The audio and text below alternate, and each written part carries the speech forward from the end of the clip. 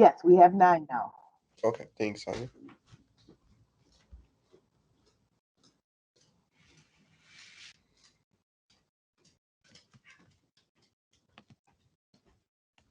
So we will go ahead and start the September 17th, 2021 St. Paul Planning Commission. This meeting is being held remotely as it's not practical nor prudent for the Planning Commission and its committees to meet in person or pursuant to Minnesota statute section 13D.02.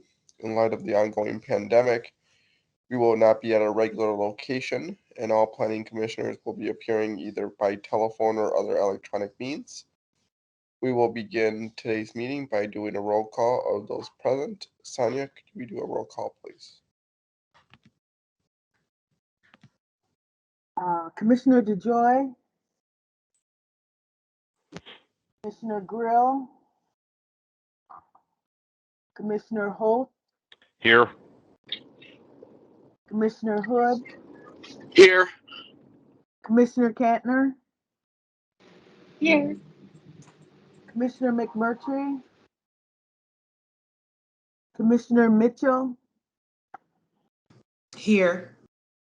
Commissioner Moore, Commissioner Riley, Here. Here. Commissioner Reisberg, Here. Commissioner Said, Here. Commissioner Thomas, Here. Commissioner Underwood, Here. Commissioner Yang,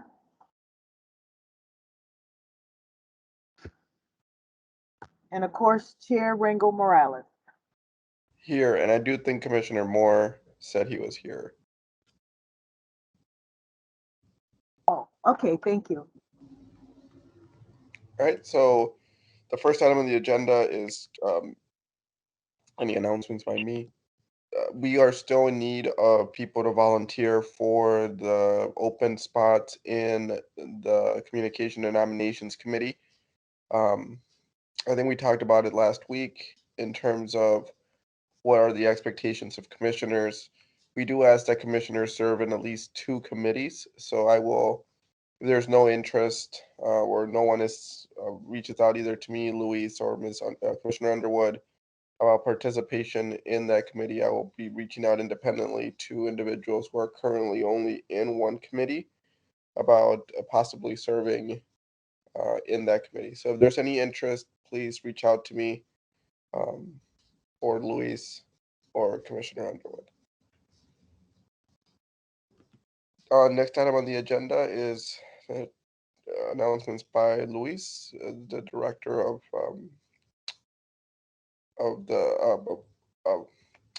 PED, not PED, planning. Luis, is there any announcements? Chair, thank you. Good morning, commissioners. Yes, I have a few to announce. I believe all of you were on this email, but we have released what is called the Technical Study of Potential Anti-Displacement and Community Wealth Building Policies, Programs, Regulations, and Financing Tools and Strategies. Quite a mouthful. Within that study, it's a technical study, but also some community engagement aspects. We have the inclusionary zoning study nested within. That is something that I included you on that announcement just so that you can help us to distribute it appropriately, sending that to interested companies, firms, entities that might be interested in participating. There is sort of a quick turnaround. We'll see how we do in terms of responses. We were able to locate a funding source, at least for the first part of the work. So you'll see in that email from earlier in the week a link to the opportunity on the city's supplier portal, as well as information about where to send questions on the opportunity. So please go ahead and share that. Second, wanted to announce, and you'll be seeing this soon as well, we have an upcoming virtual information session for the community on Tuesday, September 28th at 6 p.m. City planning staff will be holding a webinar or informational session to explore phase 1 of the 1 to 4 unit housing study which you all recently heard about. Topics will include the Commission's public hearing draft of those amendments and information about how to submit public comment on the study. And just a reminder that the public hearing is set for October 15th, so a little bit under a month from now. And we also have, we'll be updating the project website with details, including the link to the virtual meeting soon. Third, I just wanted to raise this as we're getting into the season of recruitment. We have a few vacancies on the Planning Commission.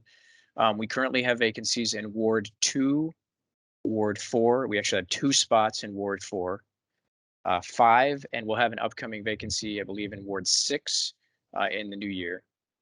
And so typically what we do is do an announcement and talk about sort of the perspectives and experiences where we might be a little bit short on the commission. I anticipate we'll do something like that fairly soon. Interested candidates, I know some folks have already been talking to interested individuals. They are free to apply now. There's a city boards and commissions webpage where they can apply for the Planning Commission.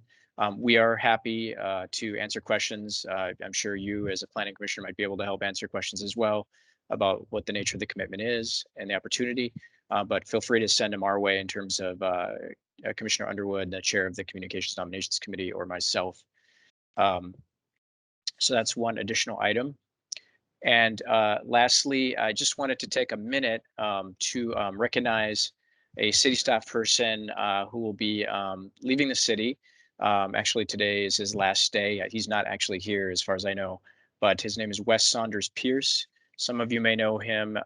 He's sort of been the city's longtime water resources coordinator, a tremendous asset to the city in terms of all things water resources, from stormwater management to wetlands. He's taken a job, I believe, with the DNR, kind of a special position focused on the West Metro. His position's housed in the Department of Safety and Inspections, but actually sort of co-funded through Public Works and DSI. And it is anticipated that the position would be open and for interested applicants in the future. So just wanted to mention that he has, I think, come to the Planning Commission from time to time for different items, but certainly an immense resource for the planning staff team, and I just wanted to wish him well. And that's all I had this morning. Thank you. Thank you, Luis. Any questions for the director? All right, seeing none, we'll move on to the next item, which is zoning committee. I'll turn to Commissioner Riley. Thank you, Chair. The zoning committee met on last Thursday, sorry, and we have, hang on just a second. All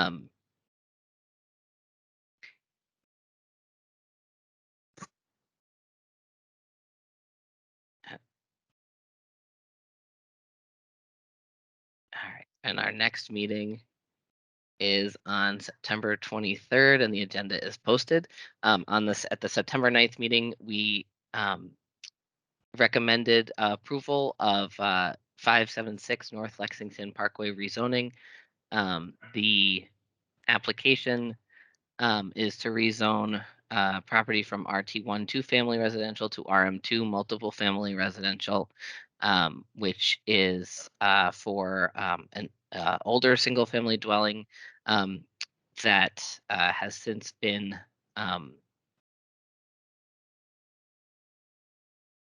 rezoned over time back and forth sort of to 1-family and 2-family, and the applicant was seeking the rezoning to accommodate future multifamily development on the parcel. The applicant is the Housing Redevelopment Authority of the City of St. Paul, and there was no one in support or opposition. Is that right? No, I'm sorry. That's the other case. This one is an application by Abba Mohammed in order to rezone the property for multifamily development, and there was no discussion, and it was the recommendation from the staff was unanimously approved. And then the other one is 364 Minnehaha. The applicant there is Urban Roots. Commissioner Riley, we could I take the first one? Oh, yes, I'm so sorry. Yeah. So the first item on the agenda was the 576 North Lexington Parkway, and could you tell us what the vote on that was? It was unanimous in favor of the staff recommendation. Okay, so the motion coming out of committee is to rezone from RT1 to family residential to RM2 multifamily residential. Came out unanimous out of zoning committee. Is there any discussion in the motion coming out of committee? Seeing none, Sonia, can we get a roll call?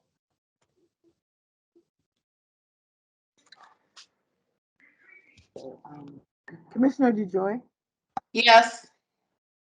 Commissioner Hood, Yes. Commissioner Holtz, Yes. Commissioner Kantner, Yes. Commissioner McMurtry,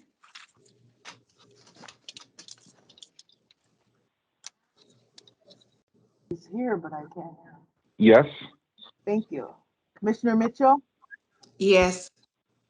Commissioner Moore, Yes. Commissioner Presley, oops, sorry. Commissioner Riley, Yes. Commissioner Risberg, Yes. Commissioner Said, Yes. Commissioner Thomas, Yes. Commissioner Underwood, Yes. Commissioner Yang. Yes.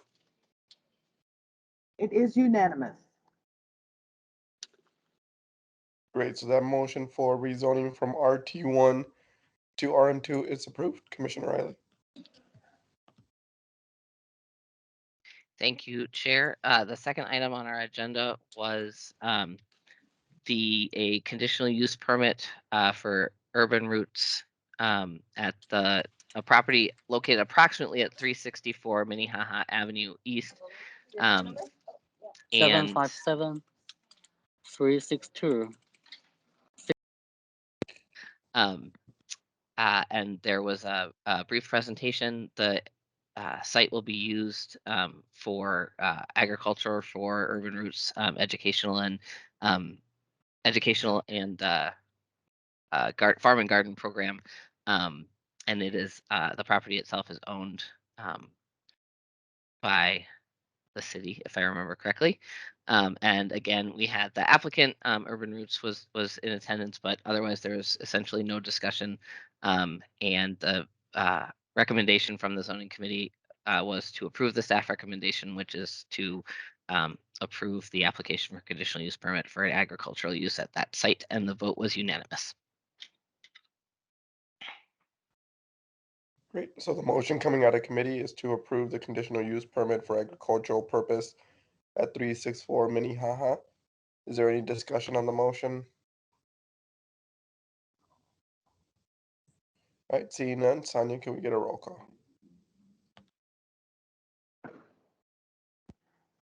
Okay, Commissioner DeJoy, Yes.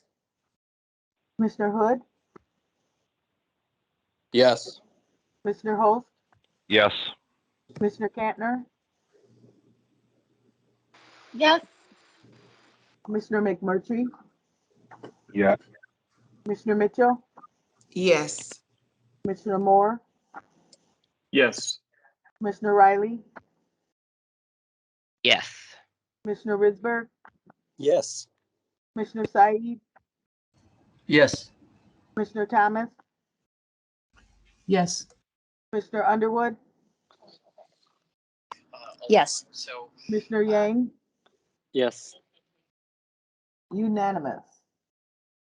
All right, so that motion to approve the conditional use permit at 364 Minnehaha is approved. Commissioner Riley, is there anything else to update? Just a note that the Thursday, September 23rd zoning committee meeting has one item of new business on it, which is the establishment of a non-conforming use as a triplex at 1126 Lincoln Avenue. And we have not received a list of site plan applications that is current. And that's it. Thank you very much. Thank you, Commissioner Riley. Moving on to the next item on the agenda is the Comprehensive and Neighborhood Planning Committee. I'll turn to Commissioner Holst. Good morning, everyone. This last Wednesday, the Comprehensive Neighborhood Planning Committee did not meet, but at the meeting before that, we reviewed the religious accessory uses zoning study, and unanimously out of committee, we agreed to release for public review and set a hearing date for October 29th, 2021. And will we be receiving a presentation on that, or Mr. Dermody, I believe? Thank you, Chair. I'd be glad to give a short presentation. So the recommendation from the Comprehensive and Neighborhood Planning Committee is in your packet. There was a lot of discussion during the meeting, but ultimately no changes to the staff recommendation of what to put out there. There are several items that we, the committee and staff are especially looking forward to hearing community feedback on, and I'll highlight those. So the genesis of this is that we do not have a very clear way of approving accessory uses at churches and other religious institutions in the city. And this was brought to light, especially a few years ago during a lawsuit involving Listening House at First Lutheran Church in Dayton's Bluff. And, among other things, the consent agreement coming out of that ordered the city to do a zoning study and clear things up. The way we have been doing approvals for accessory uses is via a series of statements of clarification is what they're called. Basically, the zoning administrator says that whatever a church wants to do is equivalent to a previous approval from 2004 at a church in Union Park to do a whole series of things. The confusing part of that is not only that the statement of clarification is not a public process, but also it's not in code, and traditionally home occupation standards are the ones that were applied to these uses, and they were confusing. They did not make sense. For instance, for any classes, there is to be a 1-to-1 ratio of teacher to student. That was never the case for any of these classes that occurred. These, yoga studio was one of the first ones to go in at the Union Park Church, and they had one teacher and a handful of adults at that. Some of the other standards that were applied were very vague, like shall not cause any neighborhood disturbance, that sort of thing. And so clarity is certainly needed.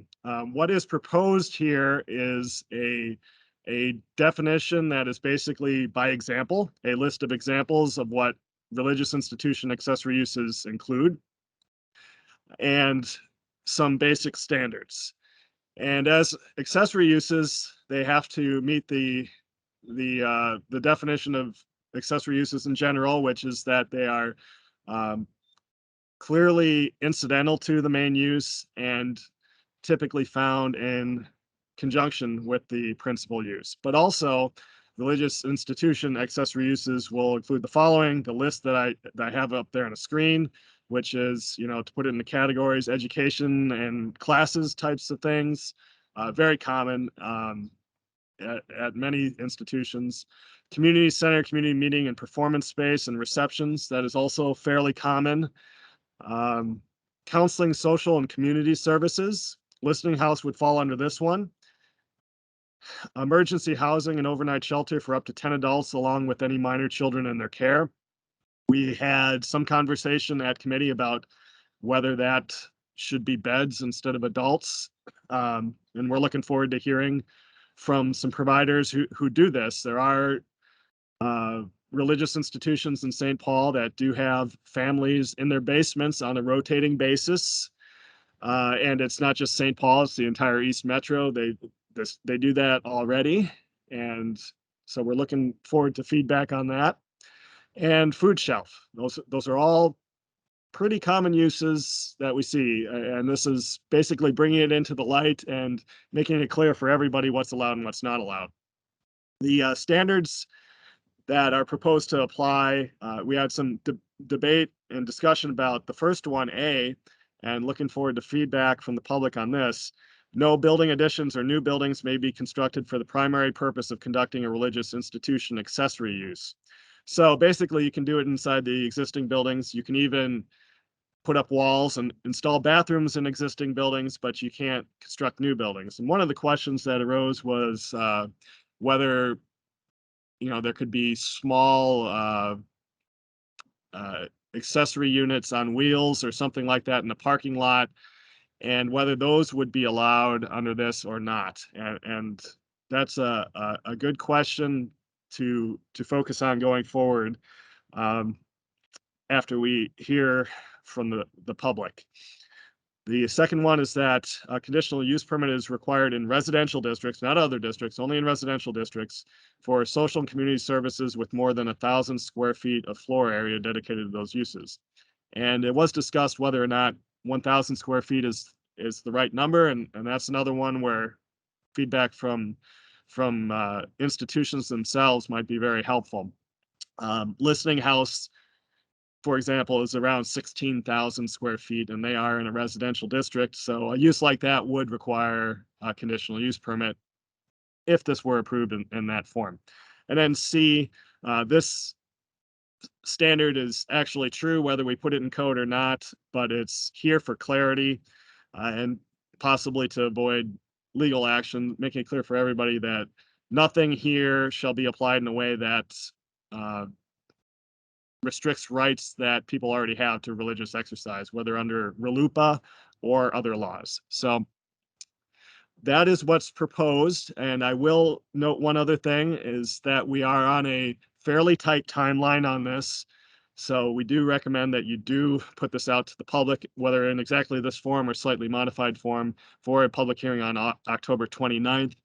The court order has this to be complete by February 1st of next year. And we only have a couple of weeks of slack in that, and we prefer to leave that slack for the city council if necessary. So do recommend strongly that you move forward with something on this today. So the recommendation is to put this study out for public review and set the public hearing date for October 29th. Thank you.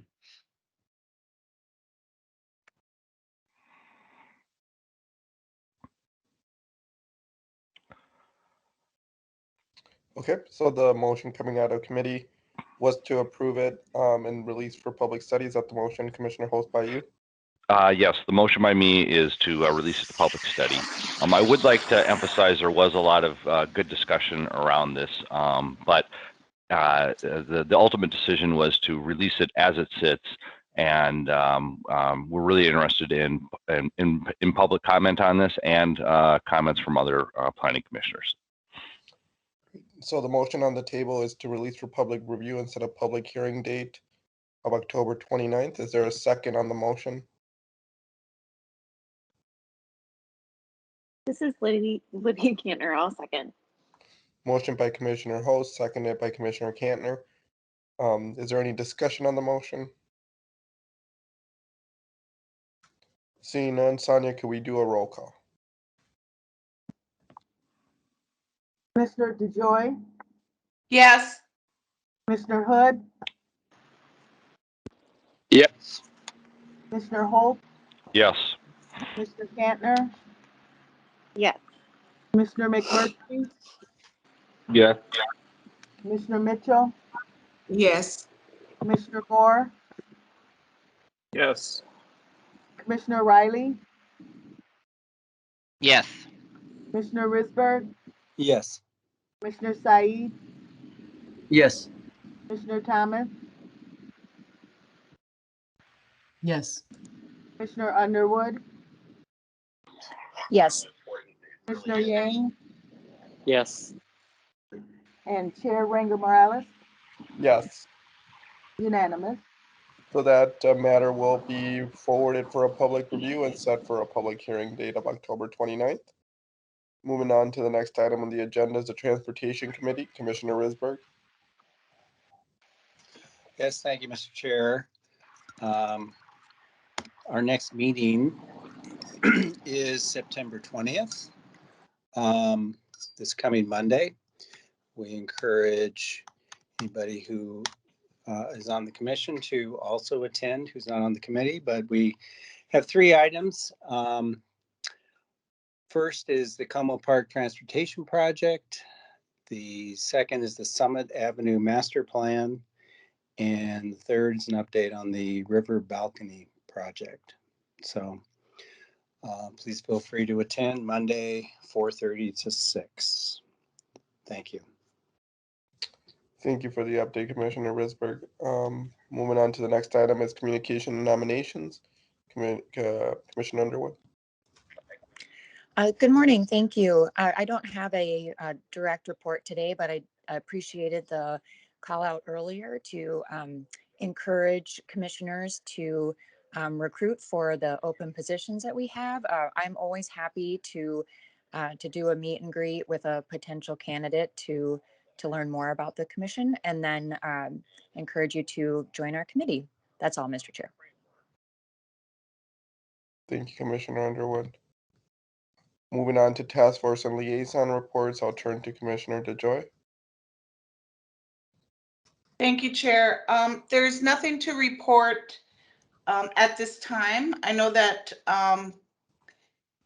there's work being done, but as a committee, our September 21st meeting has been canceled, and we are scheduled to meet on October 19th. Thank you. Thank you, Commissioner DeJoy. And then I know Commissioner Grill is gone, but Bill, is there any update on her task force on this is the Riverview Corridor? I'd actually have to defer to Director Pereira on that. I'm not involved on the Riverview project. Oh, sorry about that, Bill. Chair, I don't have an update on that task force, but I believe there's been some activity recently. I just wouldn't want to misspeak. The county website probably has the latest and greatest. We'll wait for Commissioner Grill to give us an update the next time she's here. I see Commissioner Holst has a question. Commissioner Holst. Yeah, I want a reminder, when does the Communication and Nominations Committee currently meet? They meet as needed, usually at 8 o'clock before the Planning Commission meeting. Very good, thank you.